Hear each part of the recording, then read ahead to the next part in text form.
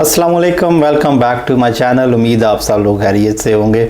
आज का टॉपिक है वर्क परमिट वीज़ा और इसमें जो स्कैम्स हो रहे हैं आजकल के दिनों में। बहुत से मेरे पास अभी मैसेजेस आते हैं कि बहुत से लोगों के साथ जो वर्क परमिट पे स्कैम हुए हैं और मैं चाहता हूं कि मैं आपसे वो शेयर करूं। तो पहली चीज़, जब भी आप वर्क परमिट अप्लाई करें, आप मेक श्योर करें आप जो वर्क परमिट अप्लाई कर रहे हैं वो एक जेन्युइन एम्प्लॉयर के साथ है। आपको एम्प्लॉयमेंट जो ऑफ़र कर रहा है वो एक जेन्युइन एम्प्लॉयमेंट ऑफ़र कर रहा है। ये नहीं कि बस वो आपको सिर्फ यूके में लाने का एक ज़रिया बन रहा है। तो बहुत से लोग सोचते हैं कि आप यूके में जब आ जाएंगे वर्क परमिट पे तो यहाँ पे असाइलम कर लेंगे या ह्यूमैनिटेरियन प्रोटेक्शन की क्लेम कर लेंगे। तो अगर आप असाइलम की बात करें तो पाकिस्तान का असाइलम एक्सेप्ट होना बहुत ही मुश्किल है आजकल के दिनों में, और ह्यूमैनिटेरियन प्रोटेक्शन की क्लेम भी वो भी इतनी ईजी नहीं होती। तो बहुत से लोग वो कहते हैं कि अगर हम यूके में एंटर हो जाएंगे तो मे बी हमारी असाइलम की क्लेम एक्सेप्ट हो जाए या ह्यूमैनिटेरियन प्रोटेक्शन की क्लेम एक्सेप्ट हो जाए। लॉजिकली ये चीज़ इम्पॉसिबल है।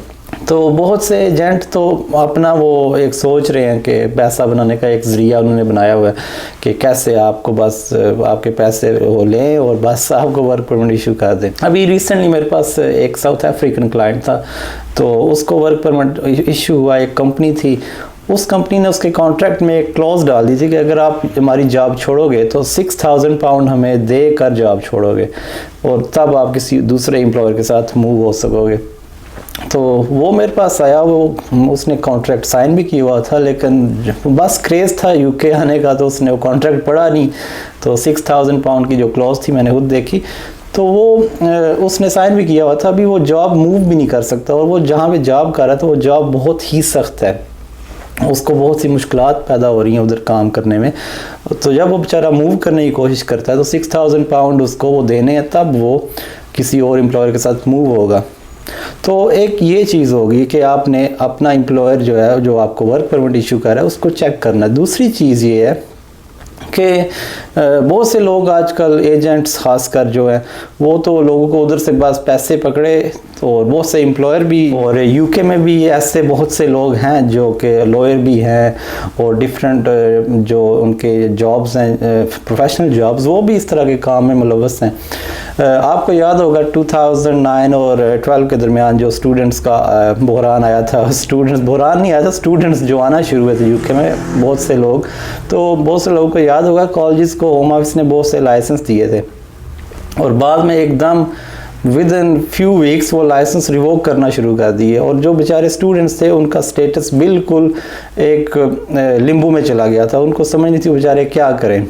तो बहुत से स्टूडेंट्स इलीगल हो गए, बहुत से वापस जाना पड़ा।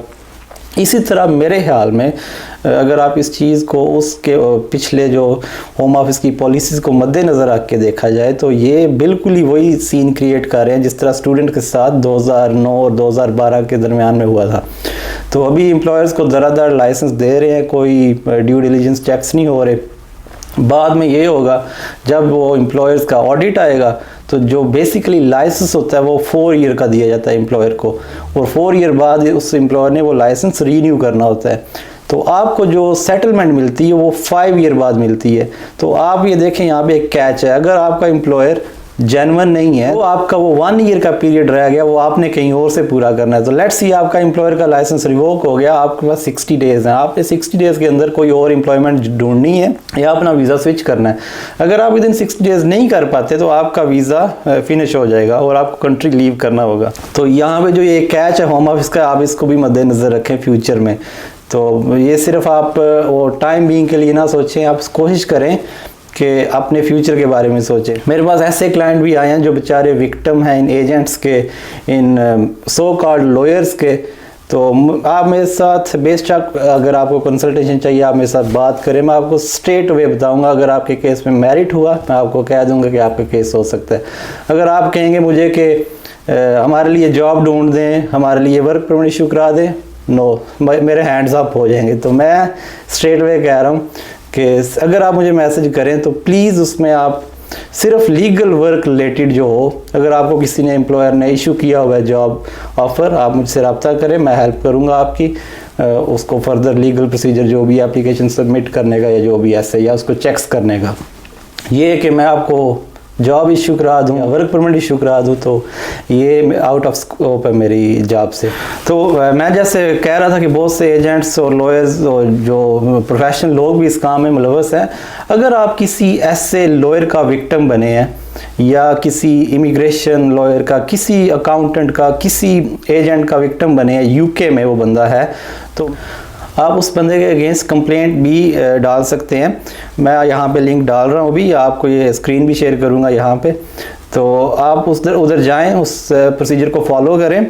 अगर आप किसी का विक्टिम है तो आप उसके अगेंस्ट कंप्लेंट करें, क्योंकि अगर आपने जेन्युइन एक एम्प्लॉयमेंट की नीयत से यूके में आए थे और आपके साथ इधर उस एम्प्लॉयर ने हाथ किया, या आप समझते हैं कि सिर्फ ये उसने सिस्टम को अब्यूज़ किया और आपके पैसे उसने सिर्फ इसलिए लिए हैं, तो बेहतर है आप इस लिंक को फॉलो करें।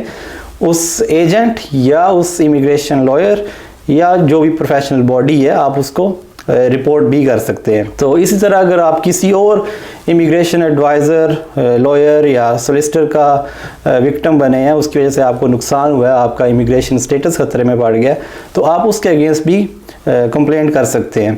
तो यहाँ पे जो गंदी मछलियाँ, ये आपकी रिस्पॉन्सिबिलिटी है कि आपको अगर उनके विक्टिम बने हैं तो आप उनको रिपोर्ट करें, क्योंकि इन गंदी मछली की वजह से हमारा जो प्रोफेशन है, लॉयर का प्रोफेशन यूके में भी ख़राब हो रहा है।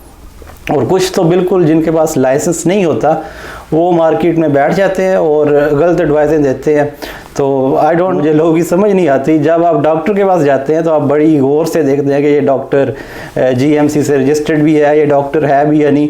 लेकिन जब आप लॉयर के पास जाते हैं और आपका इमिग्रेशन मैटर, जो कि एक बहुत ही इंपॉर्टेंट चीज़ है, अगर इसमें कोई ख़राब हो जाए चीज़ तो आपका स्टेटस खतरे में पड़ जाता है। आपके साथ जो रिलेटेड लोग होते हैं उनका स्टेटस खतरे में पड़ सकता है, बहुत सी ज़िंदगियाँ आप पे मुनहसर होती हैं।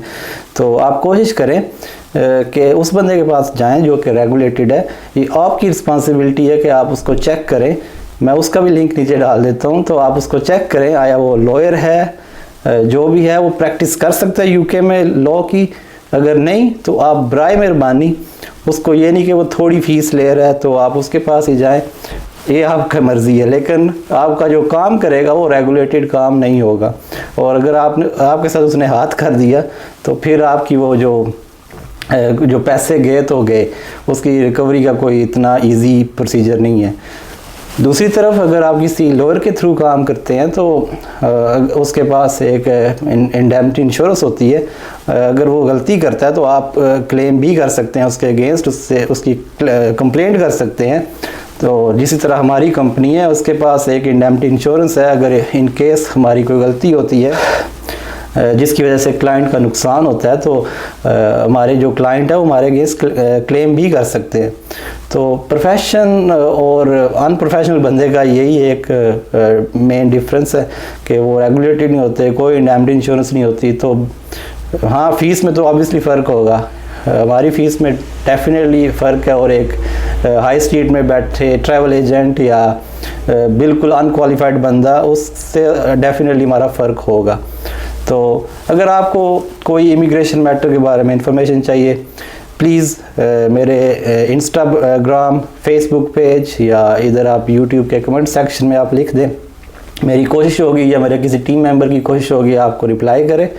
और प्लीज़ मुझे ऐसा कोई मैसेज ना करें जिसमें आपका क्वेश्चन हो कि मैं आपको कोई जॉब ऑफ़र यहाँ पे ढूंढ के दे सकता हूँ, क्योंकि ये जॉब मेरी जॉब का वो ना स्कोप नहीं है। Thank you very much for watching. दुआओं में याद रखिएगा। अल्लाह हाफिज़।